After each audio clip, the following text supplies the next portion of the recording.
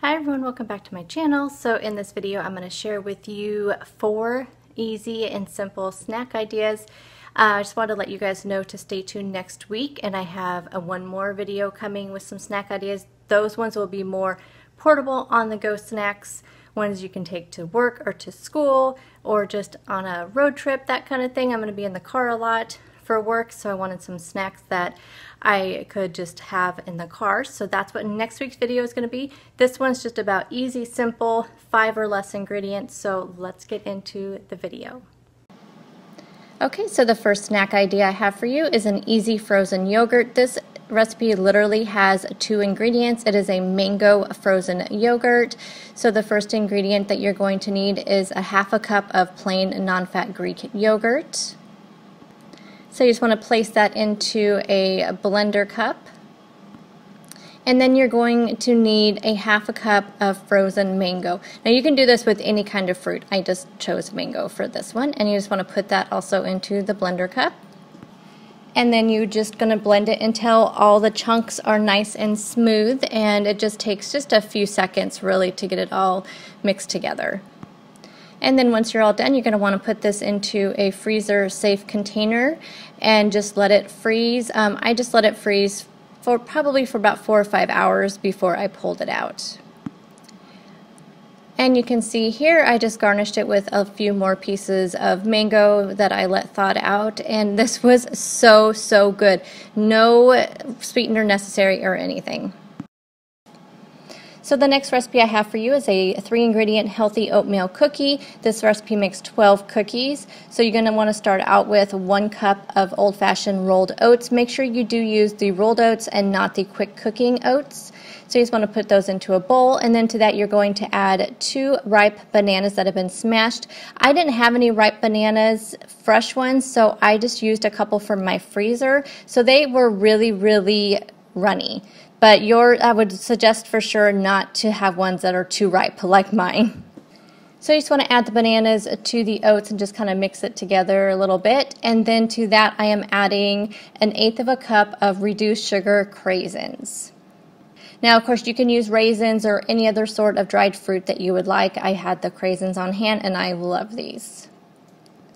So you just want to mix that all together, and again, since my bananas were so ripe, I went ahead and put this into the freezer to let it kind of thicken up a little bit. And then you just want to take about a tablespoon of the dough and scoop it out, and then you're going to kind of form them into little balls and then slightly flatten each of them.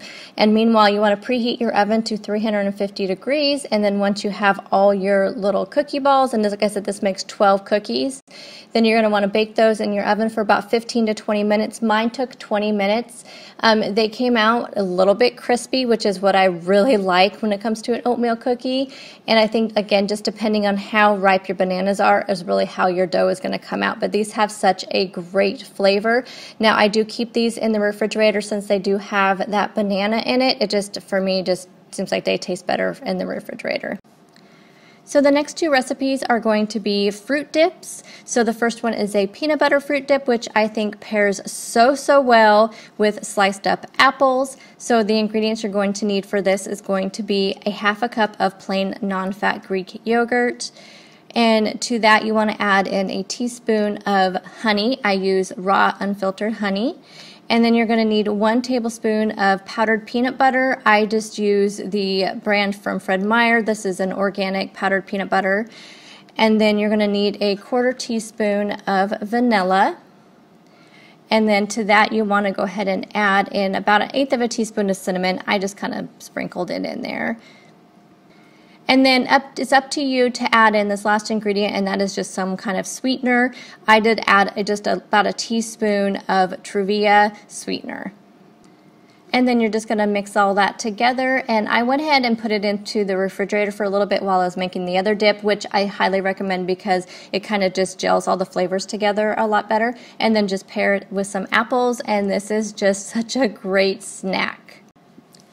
And the final recipe I have for you is a chocolate fruit dip, which was amazing with some fresh strawberries.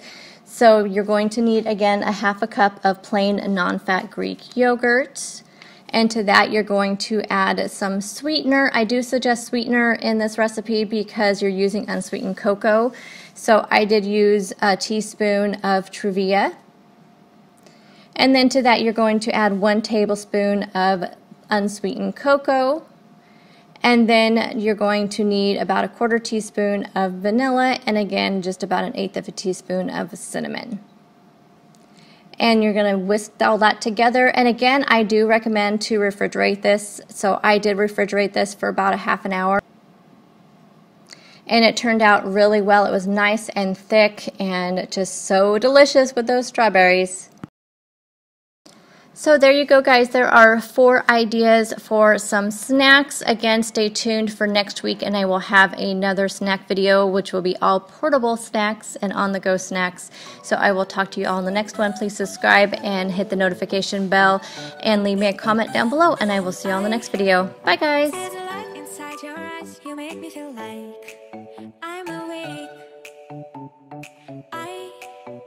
Don't know why you make me shine like a star in the sky. I'm okay.